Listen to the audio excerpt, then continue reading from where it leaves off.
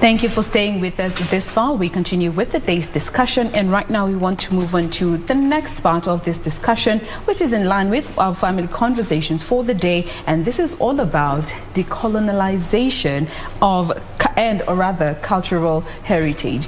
What does this encompass? What are we talking about? Sit tight, you're about to get to learn more in regards to this discussion, and to help us understand this discussion better, we have with us, I'll start with the lady with me on stage. We have Mukami Kowino, who is the Deputy Country Director working with the British Council here in Kenya. Good morning, Mukami, and welcome. Morning, Jane. Thank you for being with us today.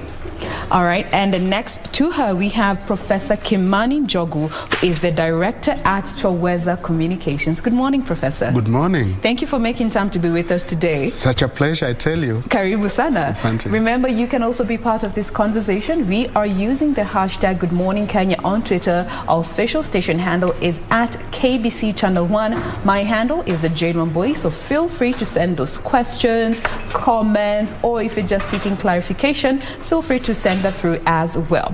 Now, decolonization and cultural heritage. When somebody just hears that terminology, they come up with their own understanding of what that could mean. But let me come to you, Professor. Given you are the Director at Twaweza Communications, give us a condensed description or just brief of what Twaweza Communications is all about. So Twaweza Communications is a media, arts and culture institution. We are based in Nairobi, and basically working with the creative sector as well as the cultural sector generally, to explore ways in which we can improve our work and contribute towards national development. So we publish Jahazi, an arts and culture and performance journal, which comes out on a regular basis. The most recent issue related to returning the artifacts to Africa, which are located in Europe, and we had a previous one on COVID-19 and the ways in which it affected the creative sector. We also work very closely with government agencies, so the Department of Culture, for example, to really help them again come up with policies and regulations and frameworks to enhance the culture, the creative sector, as well as working with the Kenya Copyright Board to ensure that our creatives are also getting the benefits from their creative work. So we work in these areas. We also do research on arts and culture as well as media. I mean, with regard to media, for example, we have built a framework for protection of journalists in situations of conflict and so on. So we have a manual that actually supports journalists, guides them around. So that's what we do. Of course, I mean, my training is in Kiswahili and African languages. So we work quite deeply with our languages to enhance their role in national transformation. So that's what we do at Twaweza Communications. Fantastic. So tukianza kuongea Kiswahili sanifu nitakuwa nimebobea kabisa. Fantastic. Now let me come to you, Mukami. You're the Deputy Country Director working with the British Council. Tell us a bit about the department that you represent. Thank you. So the British Council, it's a big institution, but it is the cultural relations institution for the UK. And we mainly we work in three areas. We work in the arts, we work in education, and in English.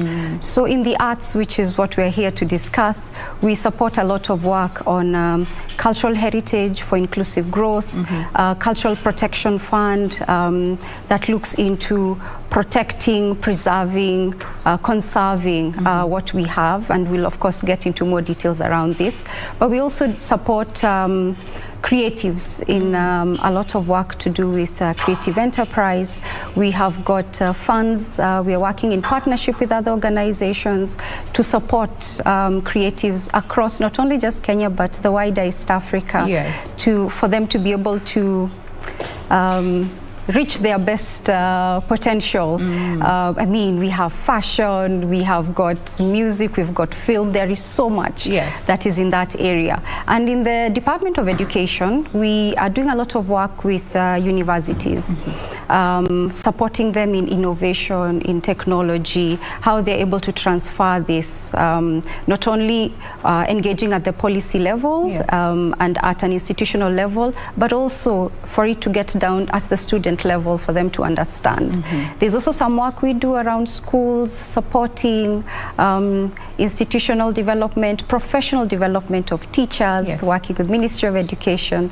There is a lot there. And of course, English. I mean, it is the British Council. You know? Yes. So getting as many people as possible to not only understand the language, but also the professional examinations around the IELTS. Beautiful. Yeah. Now that brings us now to something that you have both mentioned, which is the center of this conversation today, all about culture and heritage and just how we can make it more accessible and preserve it. Let me start with you, Professor. What you are working together with the British Council in regards to this project, but where did it start from? What is the background on this particular project?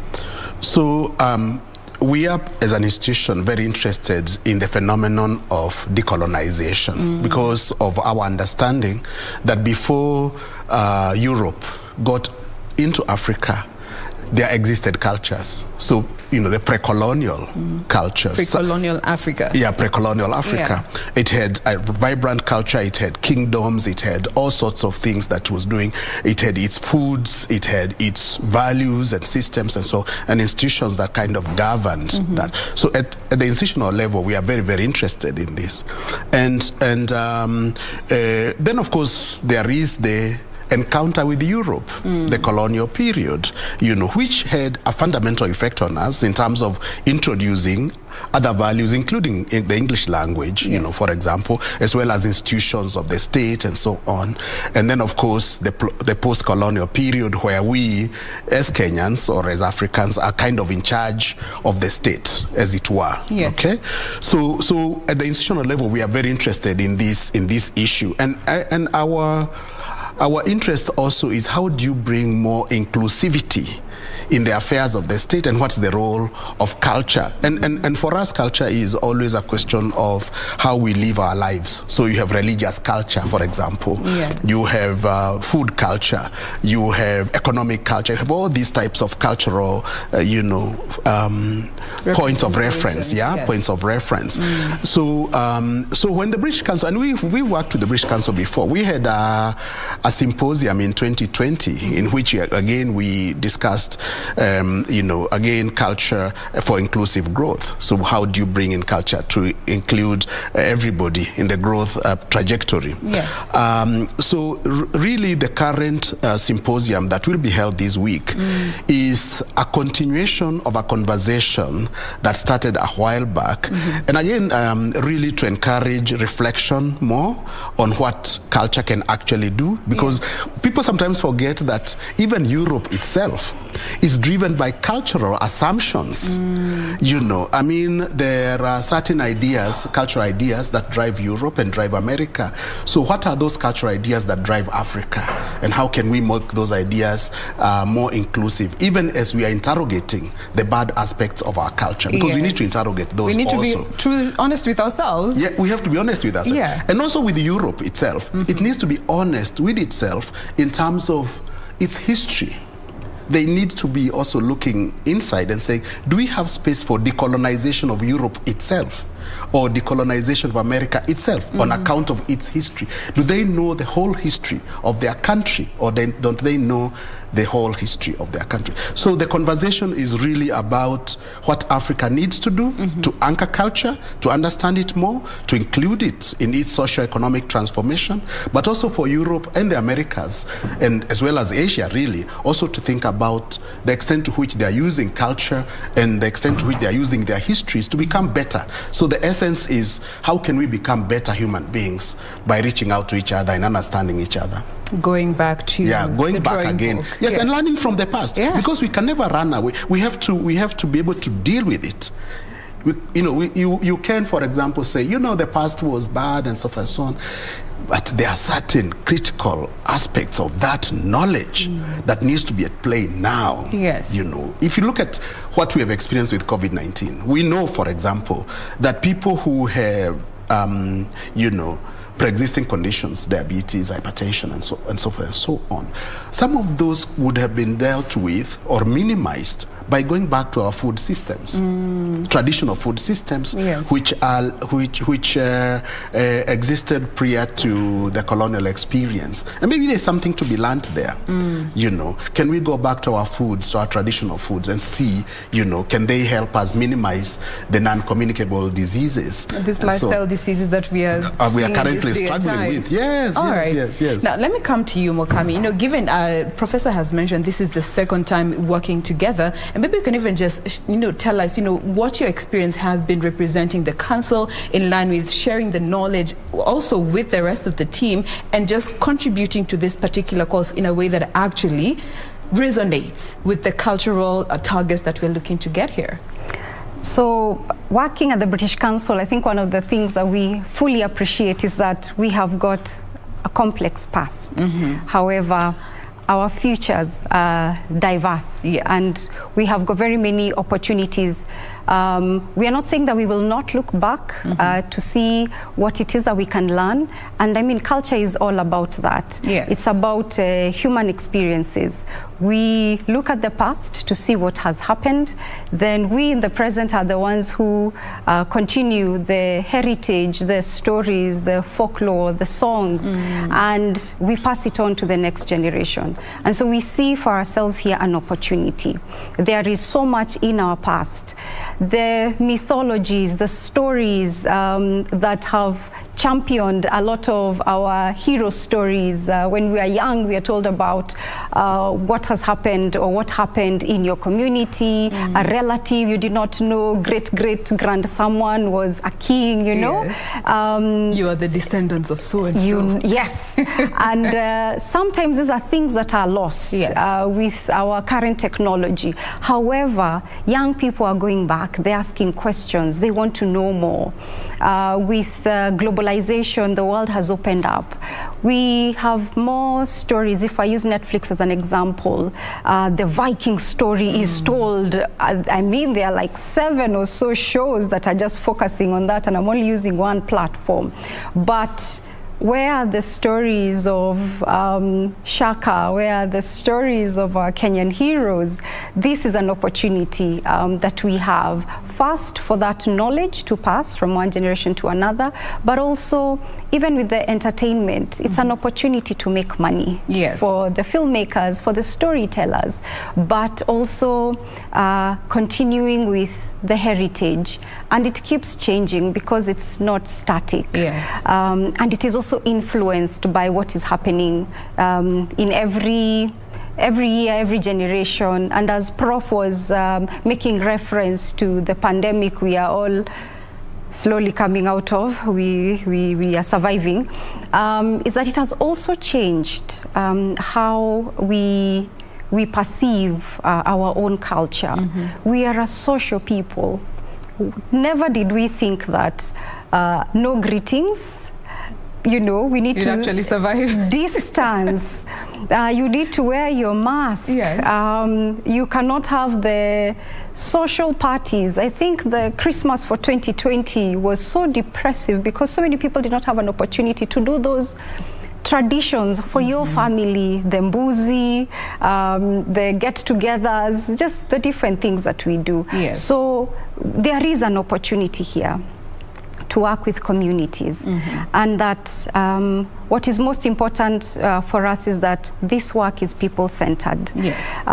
Working at the British Council, I'm very alive to the fact that it may come off as, so the colonialists want to tell you what to think, what to do. No. It's driven by the people themselves. These are the conversations we want to have. We have amazing young people who, if I use one, Harriet Botanicals, as a result of just menstrual challenges with her reproductive health, just decided, no, I'm not the first one to go through this. So she went back to her home village, just find out what were women using. And she did not even need to talk to great someone. It's just a grandmother, an auntie here, someone within the community. These are the hubs we have used. and she has actually been able to use those, do studies. She's in the process of intellectual property, registering that, if I'm not wrong, or maybe she has already gotten it, and a number of women are benefiting from this. So there is really, there is a lot, and what is amazing is that with this media and age of, we have so many young people, it's fantastic that they're taking an interest, they're taking advantage of the opportunities and the learnings, and organizations like Twaweza, organizations like Africa Digital Heritage, who are now working to change those stories from just myths and documenting them, putting them in platforms that are accessible to you and I. We have, I see a lot of things also happening on social media. People are using TikTok, Instagram to educate themselves. So these are great opportunities I see for us. And the symposium we had in 2020 was looking at yesterday, today, and the future. And now, carrying from that, we are now delving deeper into these decolonizing narratives. Now, you know, whenever culture is mentioned, the first thing that comes to mind is either clothing or food.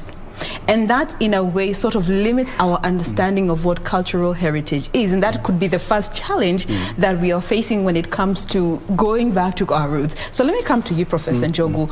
When we talk about cultural heritage, what are these representations, both tangible and intangible, that actually point towards cultural heritage that we might not be as alive to? Yeah, so first of all, actually, before I get to that, I really want to build on something that Mukami has mentioned. Feel free. With regard to the ways in which stories from the North, the global North, sometimes dominate our space. And it occurred to me that we have amazing stories of Luanda Magere from the Luo Nyanza. And I would imagine that if you have an animation, you know, of Luanda Magere. A representation. So you have the story, you have a very powerful story, which now becomes animated and made available globally. Or if you go to the Swahili coast, you have the story of Fumo Liongo, who was an amazing, he was actually the Shaka of East Africa, you know, really, lived in the 16th century. So I'm imagining a situation where suddenly Fumo Liongo becomes animated and made available globally, you know, an amazing opportunity for young people to tell stories from their communities by drawing on the archive, the memory of our people. So cultural heritage, of course there are different dimensions to cultural heritage. So you have the tangible cultural heritage, so you have, which would of course include the spaces, you know, the monuments that bring back memory of the past, the paintings in our caves and so on, the sites of spirituality, because our people are also very spiritual. So where did they do, you know, where did they commune with the gods and so on? And these spaces are very, very important. So you have all these both movable and immovable cultural heritage, which is, and some of it is actually underwater. It's actually, you know, subterranean. So we need to be able to go back and say what exists, you know, on the under the waters that is part of our heritage, and how can we benefit from it. But then, of course, we have the intangible heritage, which is also, for example, you know, the issue of languages, you know, and one of the positions that, you know, one needs to take in the decolonization process is to say that all languages that exist in the world are needed, because language itself is a carrier of histories, values, philosophies, and so forth. Wisdoms, which we can, you know, waviele walisema, you know, and so on.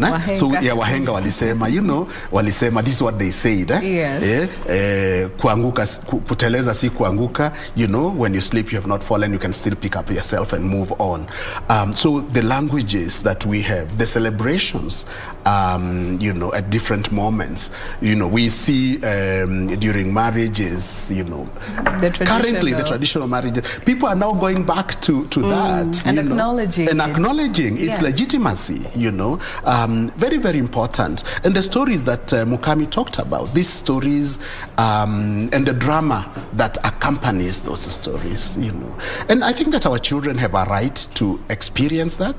So the heritage is, and I think it's also very important to recognize that culture is not static. Something that's very, very dynamic. So we have urban culture, for example. So the matatu culture is part of our heritage to the extent that it is solidifying, lifestyle in our urban areas. So it's not static, something that constantly being evolving. There are certain cultural heritage aspects that we leave behind because of new knowledge. There are things that now we know that this is not good, especially with regard to the ways in which women are treated and so on, and that we can actually do cultural engineering. We can do cultural engineering to shift culture a little and make it better. And so it has all these elements. So, it's, the element of film. I mean, I would love, for example, for us to be able to archive the history of KBC as part of our national heritage. It's a public broadcaster. This is our national broadcaster, So what's the history of KBC from the 1950s to the present, And how has it been evolving and so on? What music played in? I used to write for KBC radio as a young man. You might not know this. I used to write Ushikwapo Shikamana. I was the writer of an amazing soap opera, and Tausi with Ashina Kibibi. I mean, we used to work together. So we need to have, these are part of our heritage in terms of our literary history. So cultural heritage is not something that is fixed and static and kind of immovable. No. It can be shifted. So that's the conversation that we have. And I think this week when we discuss at the symposium, we'll be looking at the ways in which digitization, information technology can be activated to serve cultural heritage even better. For the future and so on. Beautiful. Now that actually brings me to some of these challenges that we are facing in this day and time that actually inhibit or are in the way when it comes to fully accessing our cultural heritage. And Director, are we taking a break? All right.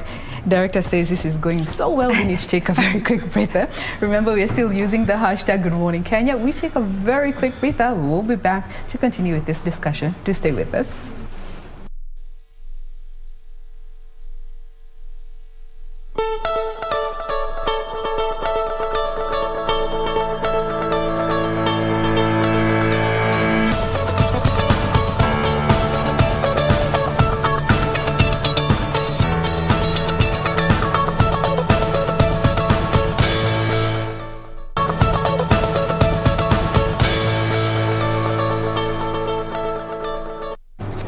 Welcome back. We are glad you are still keeping us company. This is Good Morning Kenya. I am Jain Wambui. Remember, talk to us. Use the hashtag Good Morning Kenya on Twitter. Our official station handle is at KBC Channel 1. My handle is at Jain Wambui. And again, today we're talking about cultural heritage. How can we make it more accessible to both you and I? And helping us with this conversation, we still have Mukami Kowino, who is the Deputy Country Director working with the British Council. We also have Professor Kimani Njogu, who is the Director at Twaweza Communications. Now, let me come to you, Mukami.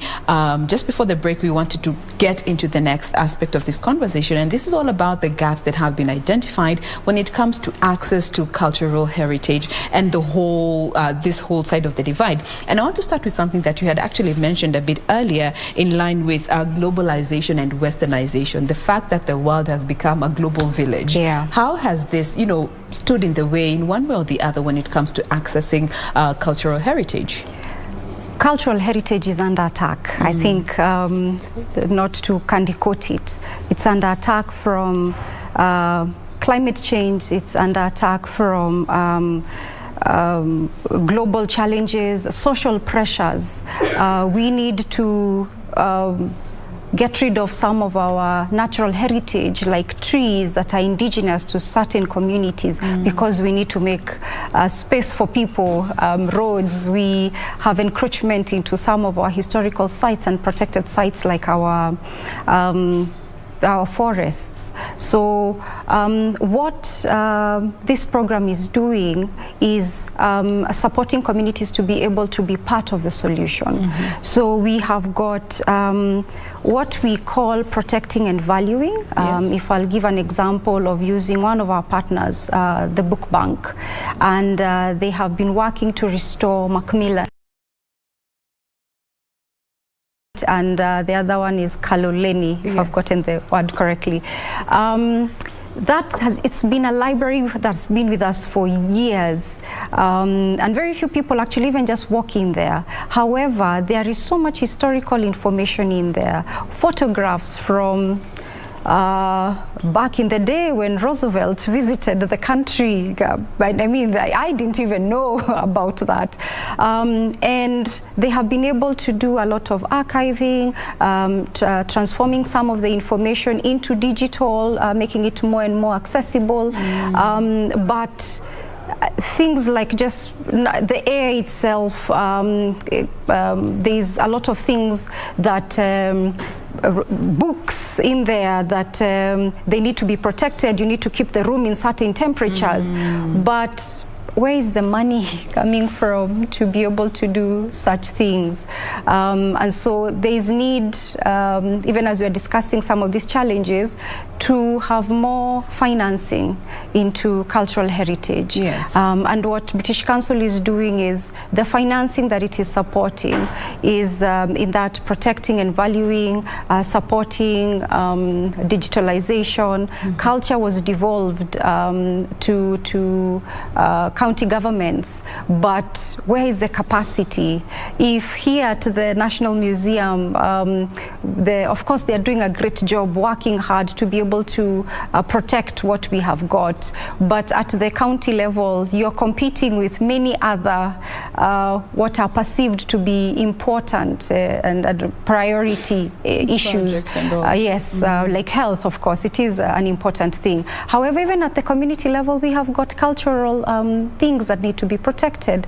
We have got communities that are doing a lot, and we know that when it comes to culture, it's a product of generation, one generation to the next, to the next, to the next, and we cannot silence, for example, the voices of the women who seem to be outliving the men, so they remain to be the custodians of some of these stories and information.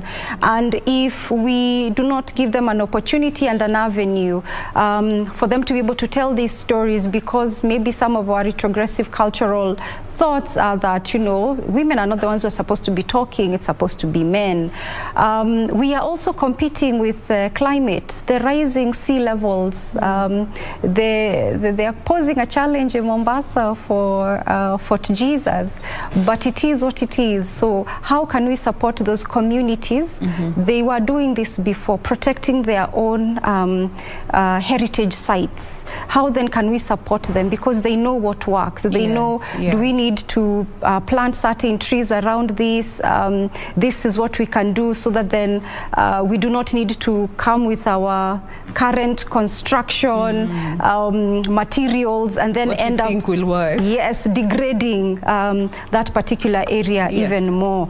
And we also worked with the HIVA fund. They were supporting, giving seed grants to a number of smaller cultural activists, let me call them that, for them to build more, strengthen the knowledge that they have. And because younger people are now more into the digital space, then they are able to digitize it and even move more into creative entrepreneurship. So the challenges and barriers, we need to be able to address them. We need more funding, we need more community awareness, we need more intergenerational conversations so that this information is not lost, and we need to be able to record for posterity. Even certain languages like the Mijikenda, I think from the 2019 census there are about 2.4 million, but if I were to ask how many are Ribe within that, the Mijikenda, we are not able. But do we have this language is recorded somewhere for posterity. And there is a lot, and of course, Prof can add on to this, but there is so much more, yeah. Yeah, and also that's the other aspect when it comes to the erosion of language, and that is our mother tongues, because we're living in a time where, again, the world is opening up, the world is becoming a global village, and languages are a barrier, but are still the main form of communication. How is it faced? What challenges is language facing that contribute to the eroding of our cultural heritage? So it is true that, you know, with globalization, it's becoming more and more of a challenge for African languages to kind of even survive because of the power of, you know, certain languages. So you have French, for example, is extremely powerful, English very powerful, Spanish, and so on, and Arabic, you know. And because these other languages, European languages, are more powerful, and they also are the root to opportunities, not just local opportunities, but actually also global opportunities, it becomes beneficial for young people to learn these languages so that they can actually navigate the world. Now, so what happens in that case is that you end up having a hierarchy of languages. So, you know, certain languages are more powerful, they are more prestigious, they have bigger status and so on. And then others are less so. They have less status, less prestige, and less opportunity. And within that type of situation, because of the competing, you know, interests, people tend to discourage the learning of African languages, or, you know, which are really also very, very critical. And you know, the way to deal with this in terms of increasing access to the knowledge that is found in African languages is really to provide an opportunity for young people to learn these languages wherever they are, and that we are consciously transferring, you know, these languages, within the educational system, for example. And you know, I studied linguistics, and I know that you can master numerous languages without any language undermining the other. So you can be very proficient in 10 languages and be able to navigate with those 10 languages easily. Of course, people tell me, you know, but Kimani, our kids are already overburdened. You want them to learn African languages. They're already learning too much.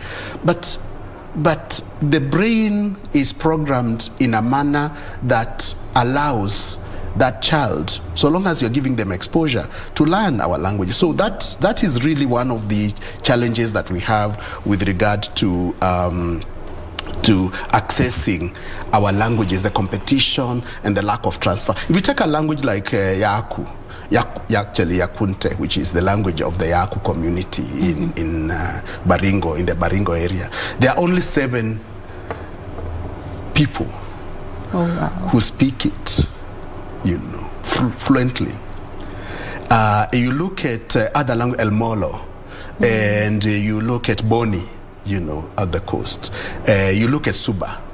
Most of these languages are actually endangered. They are disappearing very fast. Africa has about 2,000 languages, and about 40% of those languages are likely to disappear over time.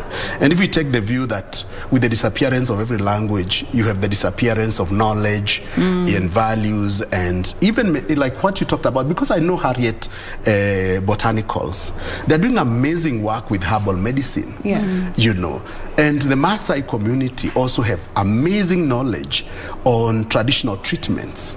You know, once that language disappears, we don't have access anymore to that knowledge. You know, so I think with regard to how we can increase access is to look back at our educational system and to say, okay, so this is the educational system that we have. How can we create opportunities for learning, you know, of our languages for those children who are interested? Yes. And even adults who are interested, because there are some adults who would like to learn another language. I grew up in Kericho. I would love to be very proficient in Ekegusi, you know, because I speak speak Kipsigis, you know, a little bit, and I speak a little bit of the Luo, and I speak a little bit of Gikuyu and a few other languages. I'm sure there are many adults who would like to learn another African language. Yes. So how do we create those opportunities? And I can tell you, within 3 months, if you are given the opportunity, you can actually learn the language, and you can be very proficient in it, and you can tap onto that knowledge system. So that's work to be done. It is work to be done. You know, one thing that I know the ministry is actually doing, just looking at this term that the kids have closed, it was part of the NEC requirements for every school under the CBC curriculum in grade 3. The kids had the project this time was to learn a song in your mother tongue, put on the whole regalia, go the whole 9 yards, know the foods that your particular tribe associates with. And I think that is a step in the right direction. Now that brings me to political goodwill in our country in line with the challenge that we are facing, and also sort of a double-edged sword. One side is the challenge, on the other hand, it can actually go a long way when it comes to cultural preservation. Let me hear from you, Mukami. Understanding the role that the government and the whole political space has to play when it comes to stepping into the conversation, funding, of course, coming into this whole point of conversation. Thank you, Jane. We all have a role to play. Yes. And I think the government more so. And of all course, the politicians. all of us. Yes. I think every one of us has got a responsibility in protecting their heritage. And in this conversation, when we look at political goodwill, sometimes also we need to look at why is there no political goodwill? Because part of it is because the communities are not aware of what is missing from their own communities, because either it left before they were even born, or because we have several versions of this. We do not feel that whatever has left the country has degraded us that much. So I think with what Twaweza and other organizations are doing in that sharing, creating awareness, not only for the policymakers, but also for communities, so that there is ownership at the community level, because there is a reciprocity. There we go. It's too early in the morning. It is well. It is the communities do a better job of holding their own leaders accountable than non-governmental organizations who will come and leave, because then they will continue with this. And this is one of the best things about devolution, is that once you have built the capacity of this community to understand at the ground level, yes, that this is what you require, this is what is missing, there is a part of your heritage that is not there, then they are able to keep their own leaders accountable, they are able to make demands. It is that civic participation that they require. Yes. So that when we are doing the county integrated development plan, now that we are going into new governments for majority of them, you will voice out that we have got the following heritage sites, or we have got artifacts, we have got songs, we've got stories that require this kind of support.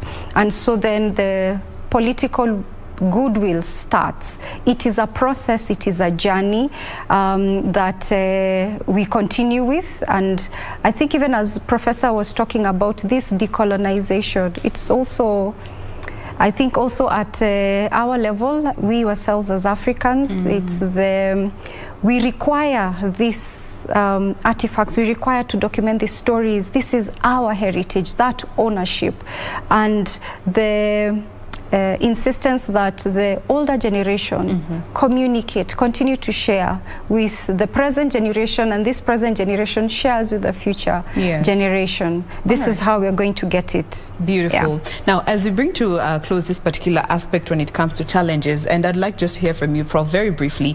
Our country is in a space where we're seeing a lot of infrastructural development, and in one way or the other, it could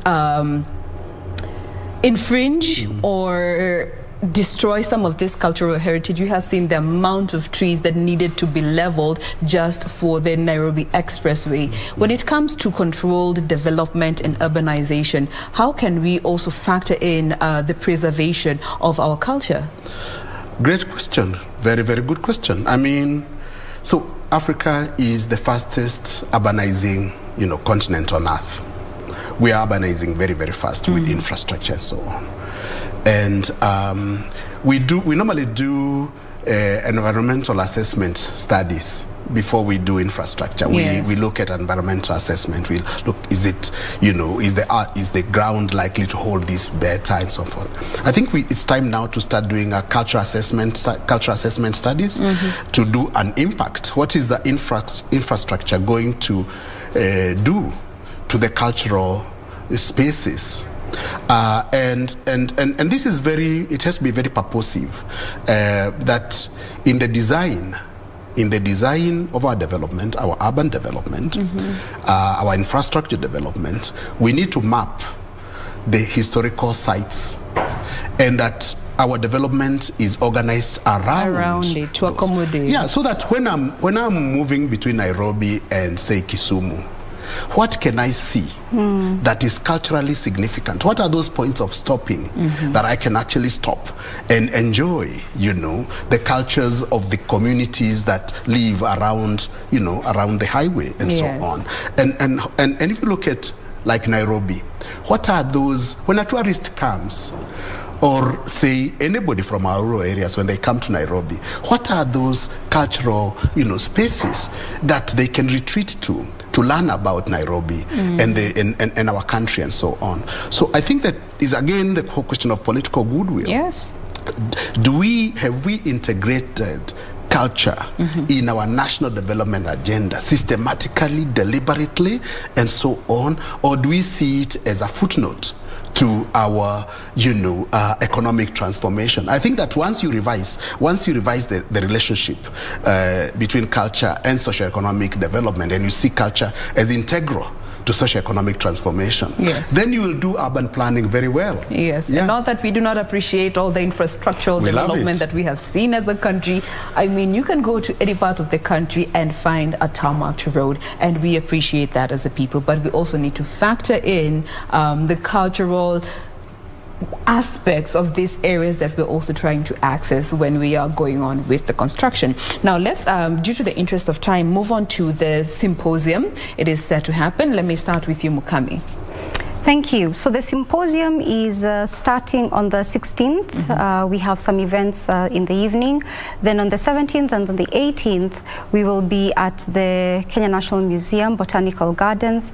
And it is a very integrated symposium. So we are going to have some face-to-face engagement, but we're also going to be live on Zoom, on YouTube, on Facebook, so that we are able to have more discussions and involve more people who are not able to physically be into this space.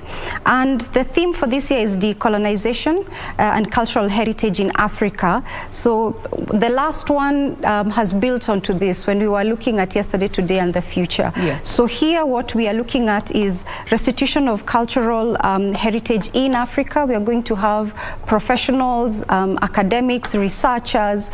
We will have in the room practitioners themselves. It will be a very intergenerational conversation that also will look into issues of community engagement when it comes to heritage in Africa. How do we work on indigenous knowledge, transferring that? We have got so much information, not only in the music and in the natural heritage. We also have food that is synonymous with certain communities, and we are able to learn, we are able to evolve and dissect this whole story. And because decolonization is viewed as a continuous issue within our political, our economic, our spiritual spheres, we see this as a great opportunity to chart a way forward. We see this as an opportunity for some commitments from the policymakers. We see this also as an opportunity for regenerating interest amongst the young people to move forward and to champion some of these things. Fantastic. And also, Prof, looking at this symposium, you had mentioned it's the second one. What can everyone who will be present expect?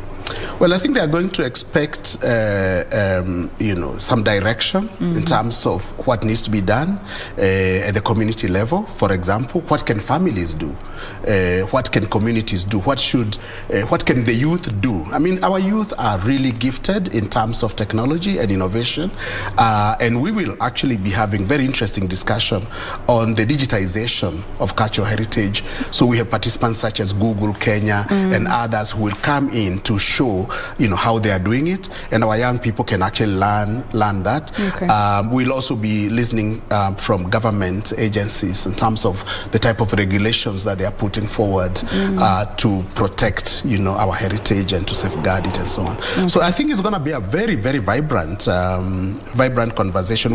We've hooked in people from the diaspora. So we have participants, we have at least voices from the UK, we have voices from Australia. The voice from Australia is actually a Kenyan who is based in Australia, and we have a West African based in the UK who will also be in conversation with us. So I think they will expect they should expect a very dynamic conversation that starts paving the way to ways in which cultural heritage can become really part of our national transformation. All right. Yeah. Now, as we close this conversation, somebody is watching it, they're like, okay, Twaweza Communications, the British Council, these are grand entities championing this conversation around cultural and heritage conservation. But as a common mwananchi, what can I do? Where can I start? What would you advise when it comes to such? The little things that we can do that add, haba na haba hujaza kibaba.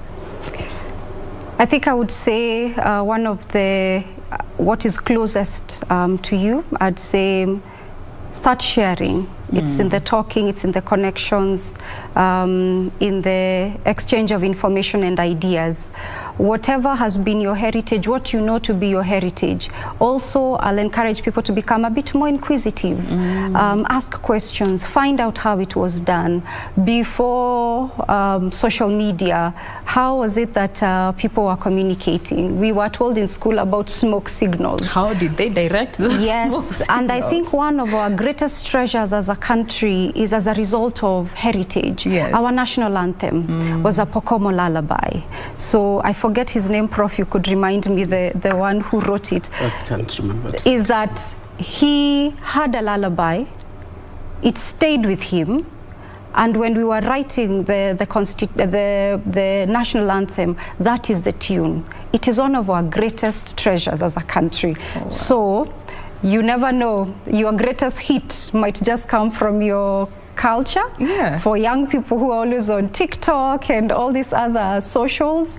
So there are great opportunities as we look into our own culture. And also the same question to you, Prof, the little things that we can start to do in the spaces that we are that contribute towards the conservation of our cultural heritage. I think the starting point for me is attitude. To say, let's shift our attitude and see our heritage not as something that is meant for tourists. It's something that's meant for us. And that it's rich and it has dignity and that we can access it. So we change our attitude towards cultural heritage. Okay. And then let us document. Because, we live in very different spaces. Can you seize the opportunity of where you are to start documenting and recording that which exists? Many of us have smartphones. Can you record the stories of your community using the phone that you have, the stories that you hear, and let's archive that. So these are little things that you can actually do. Learning another language, not just your mother tongue, learning yet another Kenyan language, even just the greetings and so on. That's also good. So there are those little things that we can actually do individually that will have the cumulative effect of really putting culture at the center. The country has a National Culture Day, which was declared by cabinet. Can we on that day celebrate our culture? you know, wherever we are, instead of letting it just pass by. All right. Yeah. It starts with the little things. Even as parents, learn to say some words or two to your children in your mother tongue so that they can actually know this means that. My daughter knows shamora. She knows what it means. But at that point we have to bring this conversation to a close. We have been talking all about making heritage, cultural heritage, more accessible to both you and I, and the role that we all have to play. We have been speaking with Mukami Kowino, who is the Deputy Country Director working with the British Council. We also have Professor Kimani Njogu, who is the Director at Twaweza Communications. Thank you very much, lady and gent, for being with us today. Thanks for having us. All right. Now, we are not done with Good Morning Kenya. We take a very quick breather. We will be back with the next discussion. To stay with us.